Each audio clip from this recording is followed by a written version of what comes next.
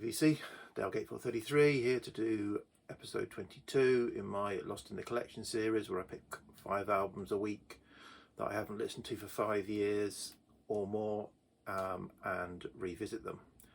This week I've just chosen myself 5 records at random, no algorithms, no themes, just 5 records I fancied to listen to that were on the list. So all good. So let's get on with it. First up, and I've just done the VC or the vinyl music folk tag, but this is a folk related record. So this is Fairport Convention's 1975 album, Rising for the Moon. I was going to say Rising for the Moon. So yeah, so this was, so obviously Sandy Denny had fronted Fairport Convention 1969, 3 albums, absolutely great. She left to pursue solo career. She married Trevor Lucas, Australian guitarist, singer. So she did her solo stuff, and I don't know the exact scenario, but she returned with Trevor to Fairport Convention 1975 and put out this album, and I think there was a live tour associated with it. So as well as Sandy Denny and Trevor Lucas, it's got Dave Swarbrick, Dave Pegg, Jerry Donahue, Dave Mattox, and Bruce Rowland on drums on this. So yeah, so a lot of familiar names there. So yeah, it's good. I love the song White Dress, which is actually a Dave Swarbrick written song that Sandy Denny sings the lead vocals on. The vocals kind of they are shared, so it's not all Sandy Denny, although Sandy Denny is then doing harmony or backing vocals, which is not lead vocals primarily. I think what I'll say is, apart from White Dress, which I love, the other tracks that stand out are the ones that Sandy Denny wrote. I think the ones that weren't written by Sandy Denny are a little bit weaker. And on this album, I think you can start to hear that you know, Sandy Denny's hard living life is starting to take its toll on her voice. But yeah, it's still a really good listen. Okay, next up is 1989's Marillion album, Season's End. So this is the transition album, or the end of the Fish era and the start of the Steve Hogarth era. So this is the first album that Steve Hogarth was the vocalist for Marillion. And it's strange because I think of Marillion as a Fish band, but you know, he was in the band for 7 years. Steve Hogarth has been fronting Marillion for over 30 years. Yeah, I still think of the real Marillion being that initial sort of 7-year period where they put out their first sort of 4 or 5 records, whatever it was. But anyway, this is beautiful. This is absolutely, I mean, there are long, just beautiful songs. Steve Hogarth's voice is fantastic. It is that melancholy, it's got that melancholy but smooth melancholy. Is a bad description of it, but I know what I mean. And I think I've said this before, if I haven't, you know, I think Steve Rothery is a very undersung, underrated guitarist. He doesn't get shouted out very often, but I just think his guitar playing is like, you know, butter, or a knife through butter. It's so smooth, and yeah, just beautiful. And so yeah, put the two together, and I think this is a great album. I've got Marillion albums sort of odds and ends after this, and I've got quite a lot on sort of CDRs, but yeah, I've got all of the other albums up to this point. But yeah, this is a great album.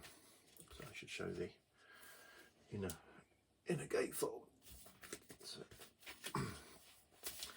back to another folk album, and one of my favourites, obviously, Richard Thompson. So this is 1991's Rumour and Sigh album. So quite rare to get on vinyl because it's 1991. and this is again a really strong album. All Richard Thompson albums have something in them for me, and they're all pretty strong. And this has got perhaps one of his most famous songs, 1952 Vincent Black Lightning, which I think features, is a staple of all of his live performances. I say all of his live performances, I've only seen them live once, and he did it there. So 100% of the live performances I've seen of him, he's done it. So it must be a staple. Great album. So bizarrely, right, okay, slightly interestingly, this is 62 minutes long, and you know me and my singles and doubles, but this is 62 minutes long for a single album. It means obviously, actually the sound isn't too bad for an album that's that long. But yeah, I've got albums that range, single albums that range from 25 minutes to 62 minutes. I think this is the longest single album I've got, but I enjoyed it. I've got some double albums that are 20 minutes shorter than that as well, which again, bizarre. Right, next up is David Bowie and Reality. So this is a music on vinyl reissue from, when did I get this? I don't know, 2014. So it's a 2003 album. Yeah, so I followed David Bowie. I wasn't, to be honest, I was never a massive Bowie fan as a kid. It wasn't on my radar. I became a massive fan of David Bowie much later. But in looking back, I probably stopped at Scary Monsters. Didn't really follow him. Well, no, sorry. Stopped at Let's Dance, and I didn't probably follow him after that. And when I reconnected with him, it was with Heathen. I got Heathen on CD and really, really enjoyed that, and I've now got it on vinyl. This is the album after Heathen. I think it's a notch down on Heathen. I'd prefer the album Heathen, but going back to it again, I enjoyed it all the way through. I didn't think there was a standout on it, but there were lots of interesting stuff going on, but nothing leapt out that I can remember of any of the songs. Comment if I've missed out some classic. And then finally is this album, Tomorrow's self-titled album, so classic 60s UK pop psych, and this is one of those record store day issues that they've done of Parlophone classic psych albums. I've got July, and it's on the sort of some kind of splatter vinyl. All very interesting, but it actually sounds pretty good. It's a mono press, sounds pretty good. I don't know the source is, whether it's, I suspect it's probably a digital source, but originals of these are hugely expensive. I've got July's album, self-titled album of the similar format. So yeah, this again surprised me going back to it. I remember, the song My White Bicycle is incredibly famous and features on most psych compilations, certainly UK psych compilations, of sort of, unless they're kind of good ones that are going deep into deep cuts. It's going to have My White Bicycle on it, and the Tomorrow, it says Tomorrow, featuring Keith West, who Keith West is also known for excerpt from a teenage opera single song.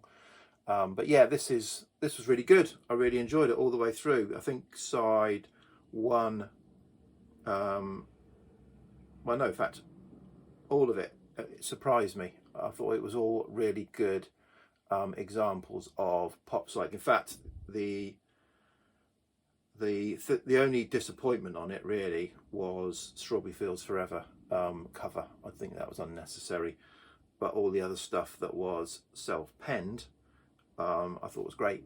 So yeah, really enjoyed this pop psych. So yeah, so five good albums but the one that was most standout to go back to, yeah, haven't listened to this for ages, obviously. Have listened to it, I've got it digitally, but haven't listened to this for ages, and yeah, this was just a lovely listen. So Meridian's Season's End. Okay, VC, cheers, bye.